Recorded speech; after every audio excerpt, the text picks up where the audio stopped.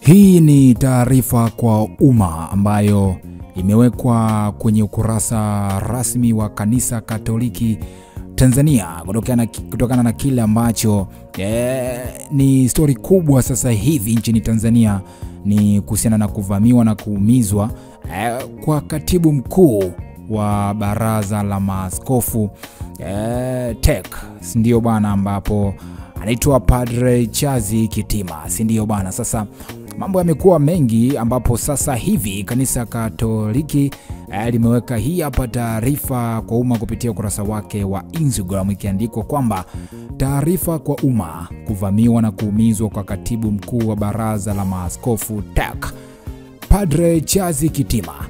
Baraza la Maaskofu Katoliki Tanzania TEC limesikitishwa sana na linalaani tukio baya la uovu la kuvamiwa na kujeruhiwa kwa katibu mkuu wa Baraza la Maaskofu Tanzania Padre Charles Kitima lililotokea tarehe 30 Aprili 2025 majira ya saa 4 usiku katika makazi na makao makuu ya Baraza la Maaskofu Kurasini, Dar es Salaam. Padre Kitima alipata majeraha makubwa na amelazwa katika hospitali ya Aga Khan jijini Dar es Salaam. Tunawashukuru wote waliomsaidia na kumfikisha Padre Kitima hospitalini mapema, na kwa madaktari na wauguzi wanaomhudumia mpaka sasa. Wito wetu kwa vyombo vinavyohusika: tunatoa wito kwa jeshi la polisi na vyombo vingine vya usalama kuchukua hatua za haraka kuwabaini na kuwakamata wale wote waliohusika katika kupanga na kutekeleza uhalifu huu wa kinyama na kuwafikisha kwenye vyombo vya sheria. Aidha, uchunguzi wa tukio hili ufanyike kwa haraka na taarifa zitolewe kwa uwazi na bila upotoshaji wowote, ili kurudisha imani na matumaini kwa watu wetu. Tunashukuru mpaka sasa kwa ushirikiano mzuri tunaopata kutoka serikalini na kwa vyombo vyetu vya usalama.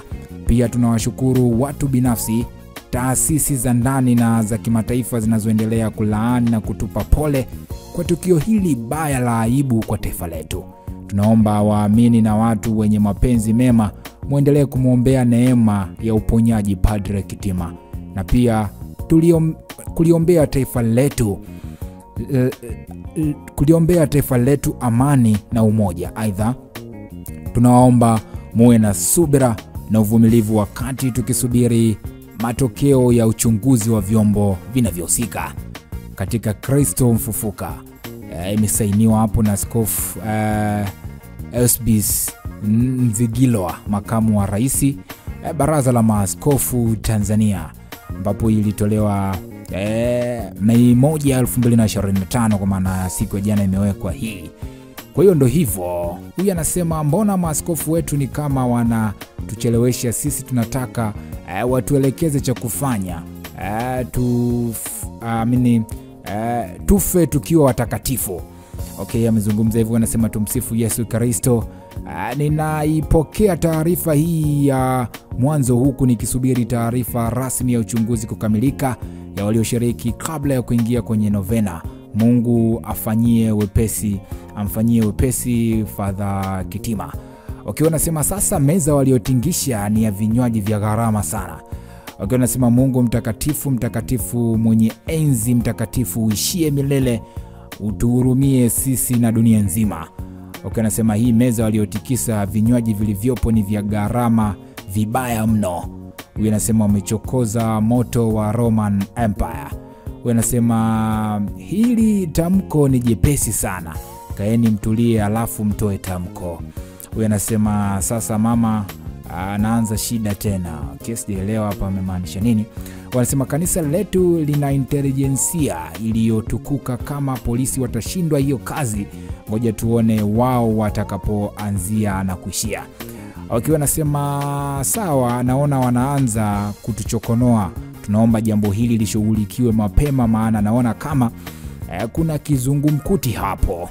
Wanasema Mwenyezi Mungu ampe sia njema mtumishi wake, na waliohusika awape malipizi hapa duniani mara 2 ya walichomfanyia baba padre. Wanasema inasikitisha mno na ni aibu kubwa. Kwa hiyo ndo hivyo